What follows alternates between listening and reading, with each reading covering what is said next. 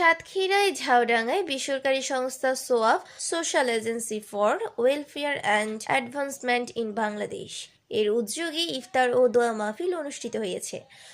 শনিবার ২৯শে March Jhaudanga senior ফাজিল মাদ্রাসা প্রাঙ্গণে এই ইফতার ও দোয়া মাহফিল অনুষ্ঠিত হয়।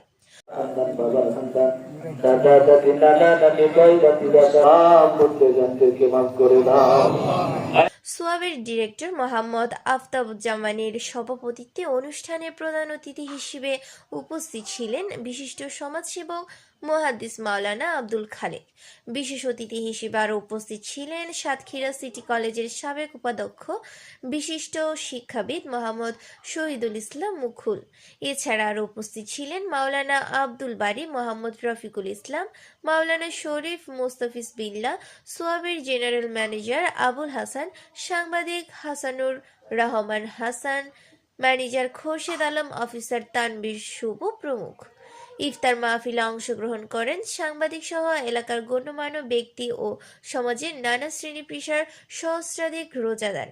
ঝাউডাঙ্গা ইয়াং মুসলিম জেনারেশন ও অনুষ্ঠান বাস্তবায়নে সহায়তা করে।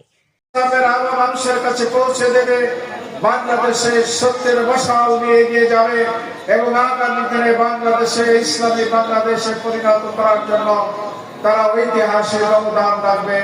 আমি সকলের সুস্বাস্থ্য কল্যাণ কামনা করি। ১-২ দিন পরেই সেই জন্য আমি এই সময় আর এসেছি কার কাছে কার উদ্যমে একটু বলবেন কি করতে আসছি এখানে। ইফতার বলা যাবে না কি জন্য আমরা ইফতার করলে সব দেবেন কে?